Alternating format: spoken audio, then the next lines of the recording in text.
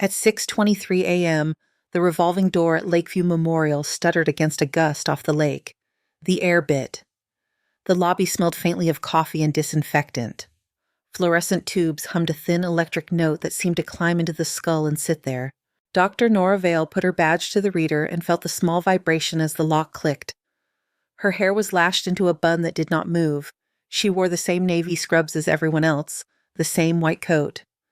The only odd thing was a brushed titanium ring on her right hand. Inside the band, hidden from sight, shallow numbers pressed against skin. She tapped the ring once on the counter, a tiny metal tick. Dr. Vale said Bennett Cross from the central station. His voice carried without effort, silver hair combed like he slept in a wind tunnel. The board behind him glowed with the day's cases. You are the one who did undergrad online. Several residents at the coffee urn pretended not to listen, their shoulders tilted. Non-traditional path, Nora said. How old are you? 34. Most interns are 26. Cross skimmed her file on a tablet. You try something else while the rest of us learn medicine. Nora let the hum of the lights fill the gap. I worked. I decided this was what I wanted. He lifted a brow without looking up. You will observe today. Appendectomy for a service member. Straightforward. A nurse slid a chart toward Nora. She read on her feet. SPC, Jake Nolan, 23, right lower quadrant pain, low-grade fever, nausea, WBC up, CT suggestive of appendicitis. Notes from triage. Recent deployment to Coast Afghanistan 18 months ago. Unintentional weight loss. Night sweats. She felt the ring turn, a small grind of metal against skin. Nora lifted her gaze. Has anyone considered peritonitis from a retained fragment? Cross finally looked at her. His expression did not change, but the other residents went very still.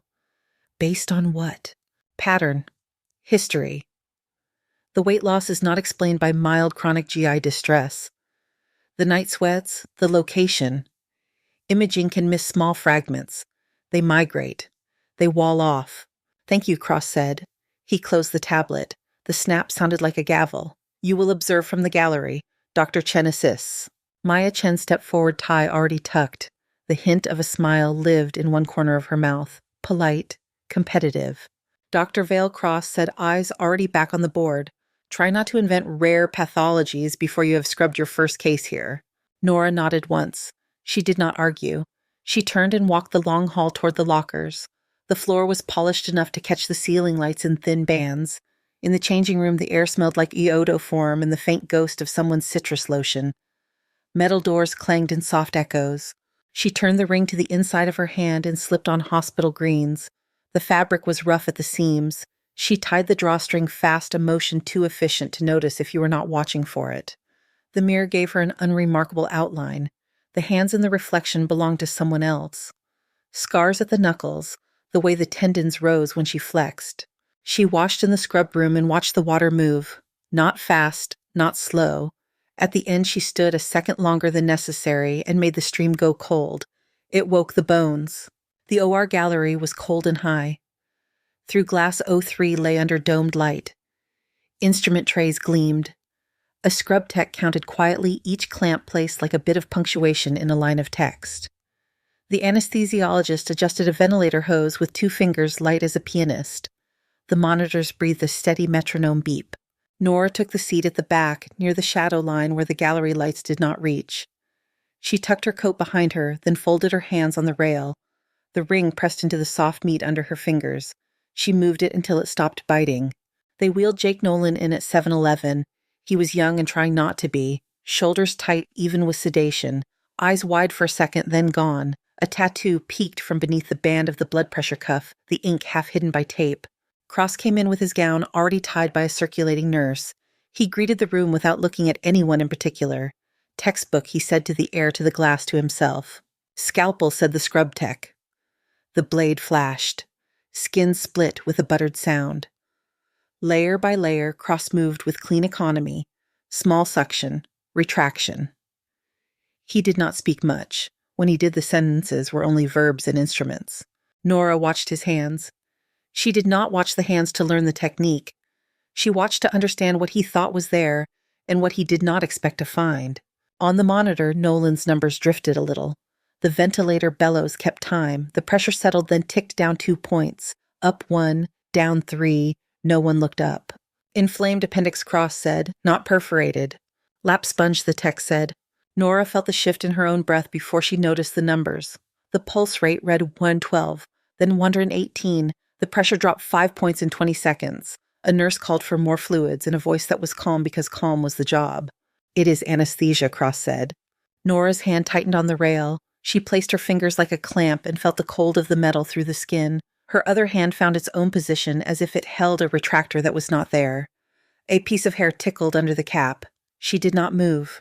Down on the floor, Sam Ortiz glanced up from the Mayo stand. He was broad in the shoulders, eyes quick and quiet. Years of work lived in the tiny, unhurried way he set a forceps. He saw Nora's posture through the glass. He saw how her elbows had locked. He had seen that stance before somewhere without glass. The abdomen looked clean from the view the camera offered. The appendix was lifted, ligated, cut. Cross's stitch was even tight. But the distension did not improve. The pressure slid not in a dramatic line but in soft steps down a staircase. BP 90 over 58, a nurse said. Bolus, Cross said. His voice stayed flat. We are almost done. Nora felt the ring twist. Inside the smooth band, the numbers pressed. She could feel where one coordinate ended and the next began like braille no one else could read. The gallery chair creaked as she stood. She moved. The door to the gallery swung and cut the hum of the room in half for a breath. In the scrub bay, the sensor on the soap dispenser lit up and released a cold, clear ribbon into her palm. She scrubbed like they had taught her, but her hands moved faster. Not sloppy, just fast. The motion had weight and angle and exactness from repetition until the body remembered when the mind was somewhere else. Inside, O3 Cross's voice rose one notch. Where is the source? Not seeing active hemorrhage, said Dr. Chen. She sounded like someone who was thinking three things at once and choosing one to say out loud. The scrub nurse at the door looked at Nora, then at the caseboard, then back at Nora. You are not on this, she said, already reaching for the towel to dry the wet from Nora's forearms. I know, Nora said. She kept her arms up, hands high, fingers spread. She turned so the gown could be tied. The towel brushed fast. The gown settled. Sam was there, not needing to be called, holding out gloves in the right size. His eyes flicked to her face, then to her hands, then away. Cross looked up as Nora stepped into the light. His expression snapped like a reflex. Out. She moved to Nolan's left side. She did not answer. She took in the abdomen, the margins, the screens. The smell told her the rest. Beneath antiseptic and the copper note of blood. Something older, sour, and low, a smell that did not belong to a fresh incision. Dr. Vale, Cross said, You do not enter my room. Nora met his eyes. He was not a bad surgeon. He was a good one who knew his map and stayed on the road. The problem was that the other road was not on his map. This is not bleeding, she said. This is sepsis. There was no space left in the room. The monitors beat on. The lights hummed their thin wire song. The ring pressed steady against her skin. She set her hands where they needed to be. The room did not make space for argument. Nora set her palms at the edge of the drape, eyes on the field. The smell beneath the antiseptic was wrong, low, and stale like a wet coin left in cloth. She spoke without raising her voice. Retractor. Maya Chen hesitated for the length of one breath, then slid the instrument into Nora's open hand. The steel felt cold through the glove. Nora leaned a fraction to change the angle of light, a small tilt that pushed a soft shadow across the left upper quadrant. Shadows tell relief. Relief tells density. Her hands began to move. Pressure is 68 over 38, a nurse said. More fluids, Cross said. We are closing. We are not closing, Nora said. She reached with her left hand fingers, walking the peritoneal surface with patient pressure. The tendons in her wrist stood out.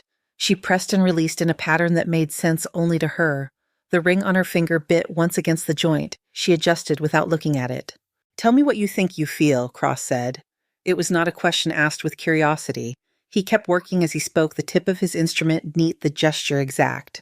Capsule, Nora said, thickened. The tissue does not spring back the same. She stopped, placed 2 fingertips on one spot, then moved them a centimeter and stopped again. Here. Cross leaned. The surface looked smooth. There was nothing to see. You will not see it, Nora said. Palpate there, gently. He touched the point she indicated. His eyes changed a degree. He felt it too. A resisting give, like pressing a knuckle into a pocket stuffed with lint. Small extension, Nora said. 2 centimeters, irrigation ready. Sam was already holding the irrigator. He had moved when her shoulders shifted. He placed it by her right hand like he had always intended to. His eyes were steady and quiet. Nora extended the incision by a measured notch, not the way Cross would have, but clean. She widened the opening with the retractor, then slid 2 fingers in and down. The pressure she used was not force. It was commitment. Her face was unreadable. Got it. She said the word more breath than voice. She withdrew her hand. A sliver of metal lay on her glove, irregular and filmed with fibrous tissue.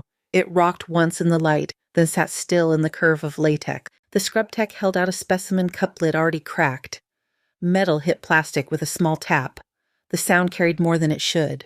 Broad-spectrum antibiotics now, Nora said. Pip-tazovanc start. She nodded to Maya. Irrigation. They washed the pocket until the fluid ran clear. The smell changed.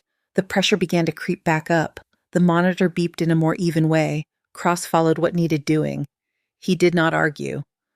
Nora laid sutures fast, vertical mattresses placed with spacing that looked slightly wrong until you understood the purpose of holding strength under stress. Maya watched the needle. She watched the line of each knot. The rhythm was not from a textbook. It was a metronome set to risk. BP is 78/48, the nurse said, climbing. Nora tied the last knot with a flick the hand remembered without thinking. She lifted her head. He will need ICU monitoring. Cultures. Watch for rebound. But he is coming back. Cross did not answer.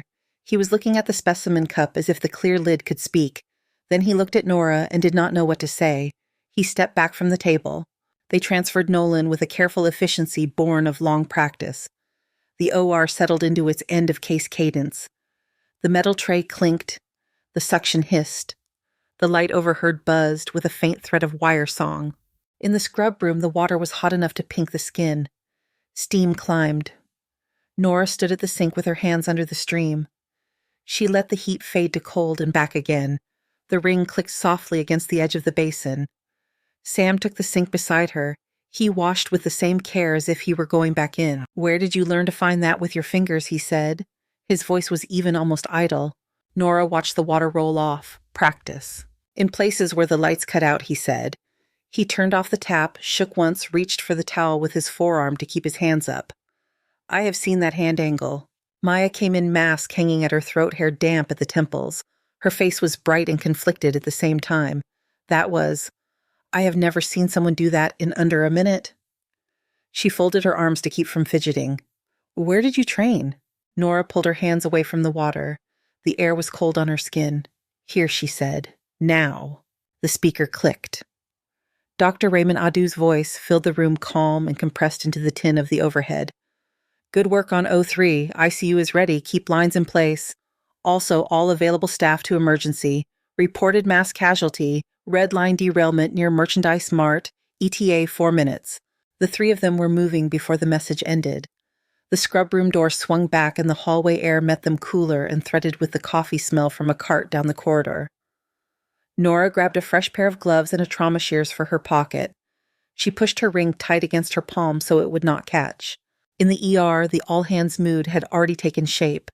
Beds were stripped, plastic was taped down, crash carts checked once, then again, nurses barked short sentences, the auto doors hissed and let in winter air and siren noise from outside. Ambulance 1 rolled in hard, a teenager strapped down, face pale under a grit of dust. Her chest rose unevenly, her neck muscles stood out with each breath like cords under skin. Female 16, the medic called. Shortness of breath since the scene, deteriorating en route. Suspected tension pneumo, O2 sat in 70s.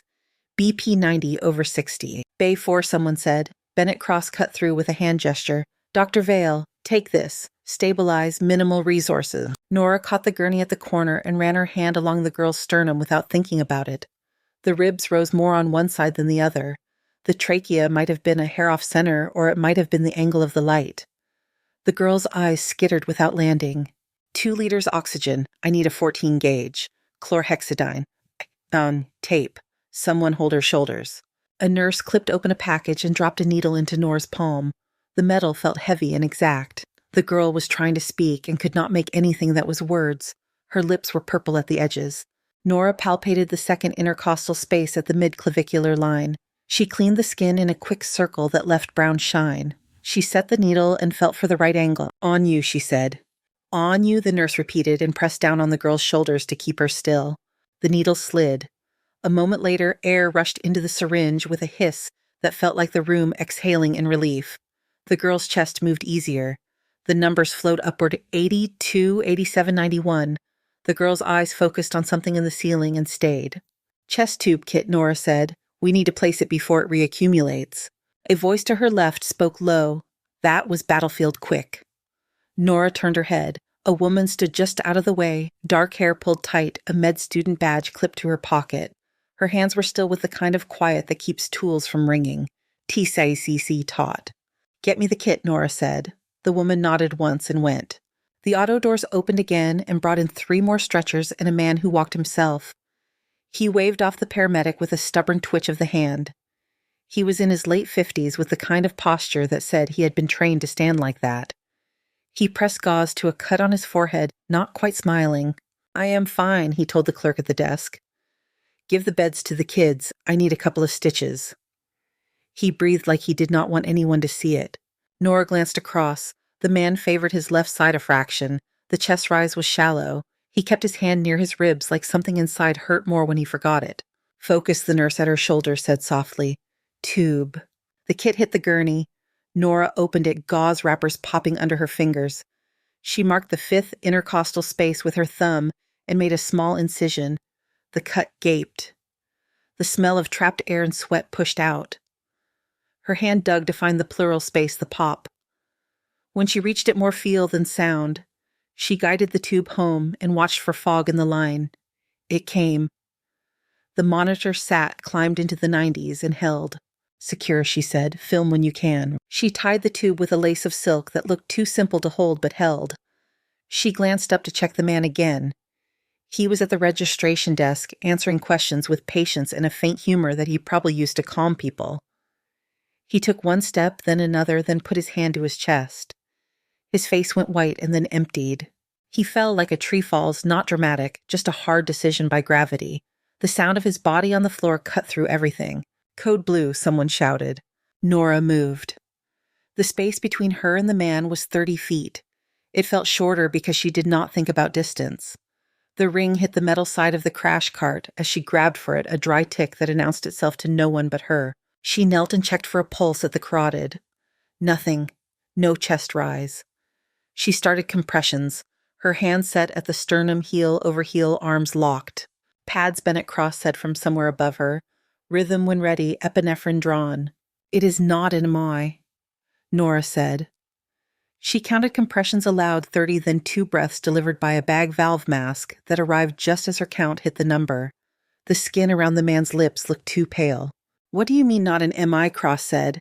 He was peeling open defibrillator pads. Delayed cardiac tamponade from a migrating fragment, Nora said. Her voice stayed level. He walked in small head wound, guarding the left side, shallow breaths. If he has a history that includes blasts, a fragment can shift with trauma. It will pierce the pericardium and bleed into the sac. The pump fails because it cannot fill. How in the hell, Cross began. Ultrasound, said the med student at Nora's shoulder. She had appeared with a portable unit gel bottle already in hand. I have it. I know the view. Nora did not stop compressions to look at who she was talking to. Parasternal long axis. Keep your angle steady. The probe touched gel and then skin. The screen bloomed with grain and pulse. The heart lay there in black and white, half shadow, half light. A dark crescent held tight around it, thicker than it should be. Effusion, the student said. Large. Cross looked at the screen. The noise of the ER fell away in his head. My God, he said, but quiet. Pericardiocentesis, Nora said. 16-gauge long, syringe, sterile gloves. Sam Ortiz was there. No one had called him. He had felt the way the air in the room had gone thinner and had moved. He clicked a long needle onto a syringe and primed it, then put it where Nora's hand would be. Subxiphoid approach, Nora said. She kept compressing because nothing else she could do would move blood. The student held the probe in place, wrists firm, picture steady. When the kit was ready, Nora traded compressions for the needle and Cross took over the count without needing to be asked. Nora set the needle just below the tip of the sternum and aimed toward the left shoulder. The gel made the skin slick under her glove. The room held its breath. She pushed. The needle advanced under the shimmer of gel. On the screen, the bright tip kissed the dark crescent that hugged the heart. Nora felt the change through the shaft, a tiny loss of resistance like a door unlatched. She pulled back on the syringe. Blood came slow at first, then with a heavy slide that filled the barrel. The color sat almost black. Sam swapped syringes without words. Nora kept the angle true and drew again. The screen loosened as the crescent thinned. The rhythm on the monitor, which had been a messy line, gathered into something that could push. Organized tachycardia, Maya said. Her voice carried relief that she did not show in her face. The man on the floor tried to breathe. The first breath came shallow. The second had weight. Nora withdrew the needle and pressed gauze over the puncture. She looked up. Name, she said. The unit clerk held up a card. Rourke, Thomas. He is our liaison, retired colonel. Cross stood a step back, defibrillator pads in his hands that would not be needed. His eyes went from the screen to Nora to the man. He closed his hands and slid the pads back into the wrapper. How did you know, he said. Nora placed 2 fingers at Rourke's neck and felt the pulse tap under the skin. Presentation, she said. History, posture, breath. The med student with the probe held it steady while the picture settled. She had gel on her wrist and a focus that did not scatter. There is still fluid, but much less, she said. I'm seeing a bright echo near the right atrium. That is not artifact. Foreign body, Nora said. She wiped the gel from the tip of the probe and met the student's eyes for the first time. The student was already nodding. Ellie Park, she said. 3rd year, prior Air Force medic. Rourke's eyes opened a slit. He looked at Nora as if the shape of her voice had crossed time. You, he said, a rasp that barely made sound. Nora leaned close. Do not talk yet. You are in the ER at Lakeview. Stay still. He tried to smile. It flickered. The pulse under Nora's fingers held. Cross crouched. If that fragment sits against the atrium, we need to take it now, he said. He glanced toward radiology as if sheer will could bring a room that was not ready to life. Or one, Nora said. Cardiac setup. We will need cross-clamp capability and perfusion standby. I want Rebo A for time. Cross's mouth tightened. That is not standard here. It buys a controlled window if the wall tears, she said. Zone 1 occlusion 45 minutes. We will not need all of it. Adu arrived at the edge of the circle with 2 nurses and a list already forming in his head. His presence steadied the energy of the space. He took in the scene, the needle, the screen. The man with a gauze square on his chest. You can do this, he said to Nora, not as a challenge. Yes, she said. He turned to Cross. Get the room. She leads. Cross looked like someone had thrown a glass of cold water in his face. Then he stood up and began to issue orders at speed. Sam femoral sheath kit. RE Boa catheter fluoroscopy. Maya book. Or 1 cardiac nurse's anesthesia with battlefield experience if available. Ellie, stay on that view and document the effusion. We are moving in 2. Rourke squeezed Nora's wrist with a short pulse of pressure. Doc, he said, rough. Coast. Your voice was calm and sand. Nora tucked the corner of the gauze in place. We will talk after, she said. They rolled him. The hall lights flashed across his face in passing bands. The smell of the ER fell away, replaced by the colder air of the surgical wing. The whistle of the ventilator on a gurney to their right matched the squeak of a wheel that needed oil. Nora kept her hand on Rourke's shoulder where he could feel it. In the scrub room, the faucets started themselves. Water hit metal. Nora scrubbed to the elbows. Her ring clicked against the steel, once quick and light. She turned it so the numbers rested against skin. Cross scrubbed beside her and did not speak. In OR 1, everything was ready. The overhead lights pooled in white circles. Perfusion stood by. Anesthesia checked lines. The cardiac nurses laid out instruments in rows that looked like a sentence written in a language only hands could read. Nora went to Rourke's side and put her palm on the femoral triangle to feel the pulse. It thudded under her glove, strong enough for access. We will start with the artery, she said. Zone 1. Sam had the 7 French sheath in his left hand and the guide wire in his right already opened onto a sterile field. He placed them on the drape where Nora's hand would find them. Maya stood opposite retractor-ready eyes on Nora's face. Ultrasound for access, Nora said. Keep the angle shallow. I want a straight line. Ellie Park was at the portable unit, again probe in a sterile sleeve now gel glistening on its tip. She held the image of the femoral artery stable. Nora inserted the needle, watched the flash of dark red, then advanced the wire in a smooth motion that looked like no effort at all. The sheath slid over the wire. The catheter followed. Fluoro, Cross said. The screen lit and showed the ghost path inside the body. The catheter snaked up the iliac into the aorta higher. The little balloon sat there deflated, bright as a seed. Zone 1, Nora said. Now. Sam turned the stopcock. Nora inflated slowly. The line on the screen grew into a soft circle, then a proper disc. The pressure at the radial line changed. The perfusionist watched the numbers and gave a short nod. Occluded, he said. Clock, Nora said. The anesthesia tech flipped a timer so the minutes could be seen. Nora looked at each face in the room, then down at Rourke. His eyelids fluttered under sedation. The echo of the earlier breath still lived a little in his chest. Scalpel, she said. The blade went into her hand with a small slap of glove on handle. She drew the first cut without waste. The sternal saw came into view. The nurse connected the hose and laid the handle in Nora's palm, the weight familiar. The room felt smaller by a degree. The hum of the lights rose and then settled. Stay with me, Nora said to the team. The saw began to sing. The saw lifted bone dust into the air, a chalk smell under antiseptic.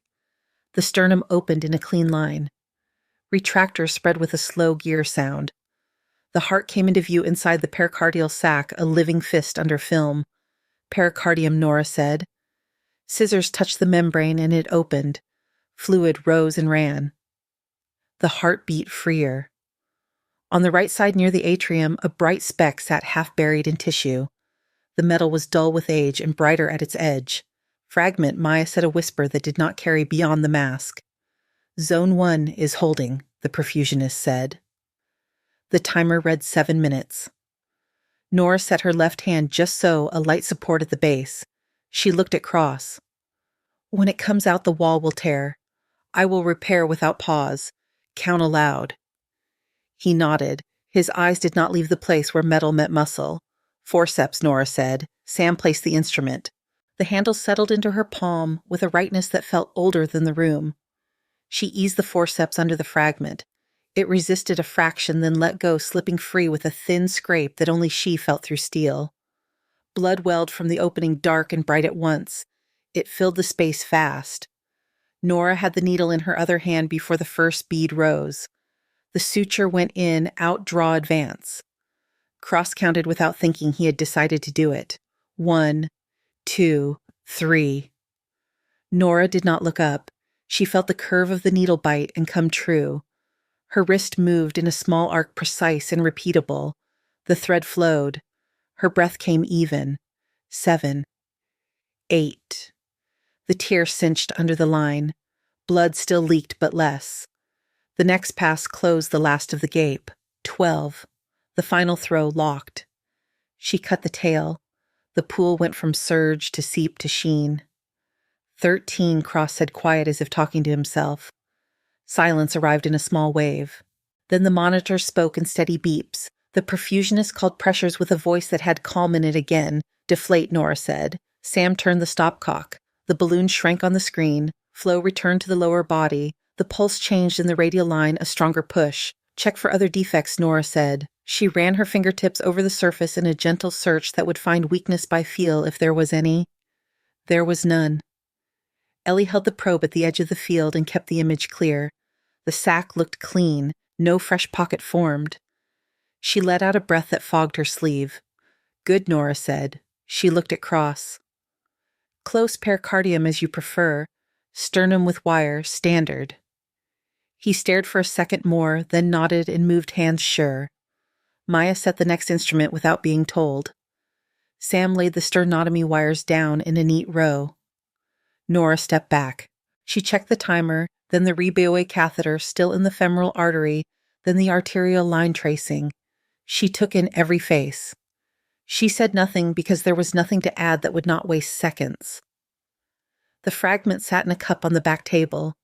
It looked small and ordinary, a pebble that had been in the wrong river too long. Ellie drifted to it and looked for a heartbeat, then went back to the screen. Do not let him get cold, Nora said to anesthesia. Keep the warming blanket at full. He will need ICU bed now. Already called, the anesthesiologist said. The wires tightened over the sternum. The sound was a soft twist, little clicks in a sequence. The retractors came in. Layers began to close. Nora stripped her gloves and let the mask hang under her chin. Her skin felt too cool against the air. She looked at Rourke's face. Sedation had made it still. A flicker under his eyelid said he was somewhere between here and deeper. Cross finished the last knot and cut the tail. He placed his scissors on the tray with care. He looked over the drape at Nora. "Thank you," he said. Nora gave a small nod. "Team effort." Sam smiled with his eyes. Maya's shoulders dropped a fraction as the last suture held. Ellie slid the ultrasound back on his cart, careful with the cable. They moved Rourke to the gurney in practice sequence. Lines and tubes arranged, monitors secure. The unit doors banged once as the team pushed toward the elevator. The corridor felt colder in the wake of adrenaline. The scent of iodoform followed, thinned by air. Nora stayed long enough to watch the gurney turn the corner. She stood alone in the light for a count of 3, then walked to the scrub room. Water met her hands with heat first, then cool as she turned the handle. The ring clicked against steel and made a sound like a tiny bell. She turned it so the inside pressed skin. Heat rose into the air and fogged the mirror a little at the bottom edge. She watched the fog gather and slide. In the hall, voices moved past in a ribbon, most of them low, all of them certain. A nurse laughed once at something small and real, then hushed. A stretcher wheel with a bad bearing squeaked once and then stopped. Nora shut off the water and reached for a towel with her forearm. Fabric dragged against skin. She dried from fingertips to elbow and let the towel drop into the bin.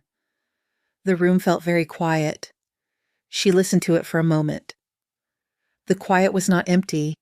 It was full of things that had found their places. She pushed the door and stepped back into the corridor, the shadows of the overhead lights falling in neat bars across the floor. 6 days reshaped the building in quiet ways. Nurses who had not looked up before now lifted eyes when Nora stepped to a desk. Residents stopped speaking mid-sentence when she entered a room and then pretended they had not. In ICU, Thomas Rourke learned to call breath to the bottom of his lungs again. He thanked each nurse by name.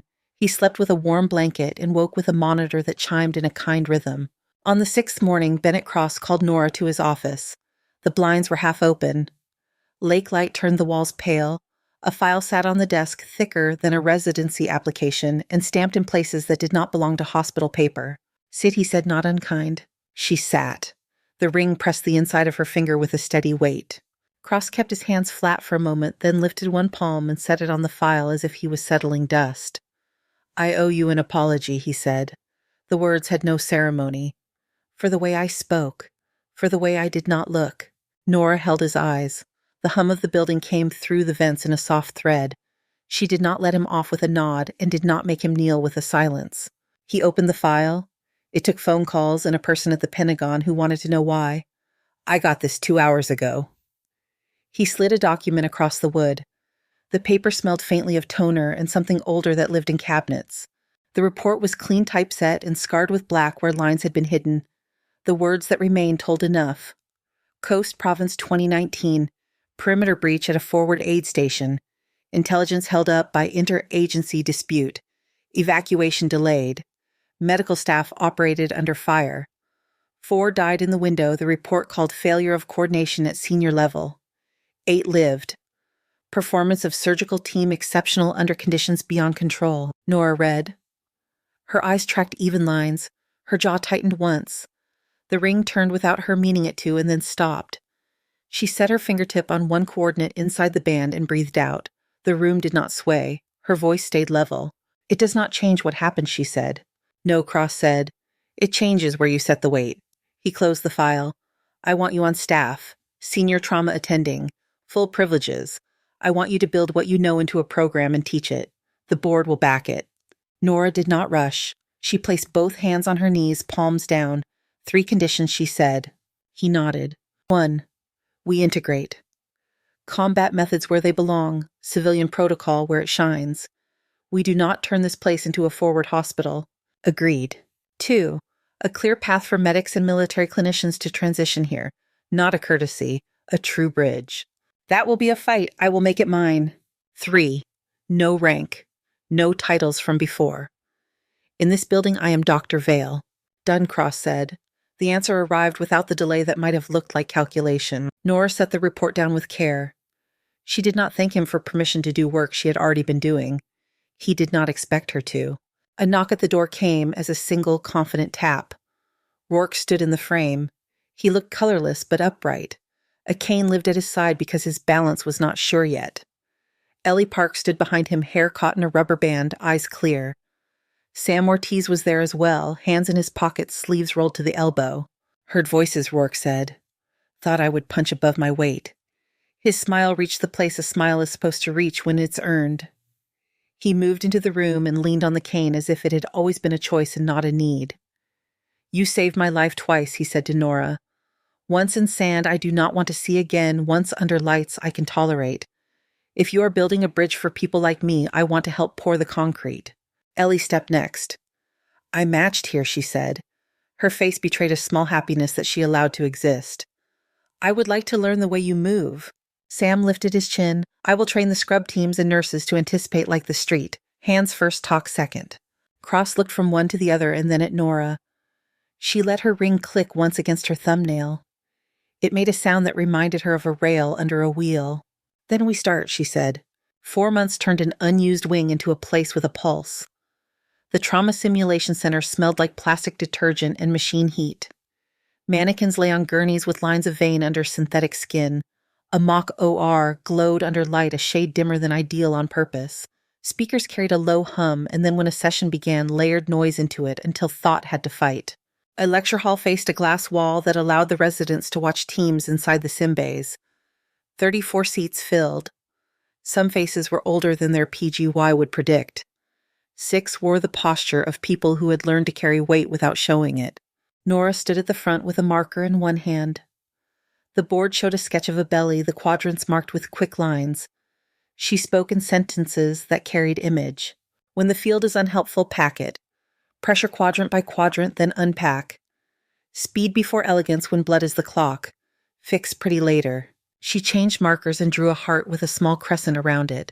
Ellie stood beside an ultrasound machine and froze an image with the same shape. The real and the drawn matched. This is what a fusion looks like when your stomach says, "It is not a heart attack," Nora said. The picture is proof. Your hands get you there. They moved to the bays. Sam wore an old flight suit with a stitched name patch that had earned its thread. He ran a triage drill that made voices rise and drop in quick rhythm. Maya Chen stood at a station with instruments and time closures not for speed alone, but for reliability under tension. Residents worked in threes. They stumbled for the first 5 seconds that matter, and then they began to move. They called for tools, they forgot to breathe, they learned. In the observation corridor, Dr. Raymond Adu watched with arms loosely folded.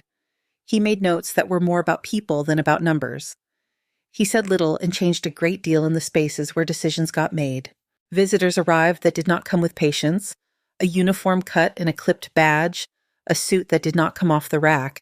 They sat in the back and watched a session in which a team recognized tamponade by signs and got the needle to the right place in one push.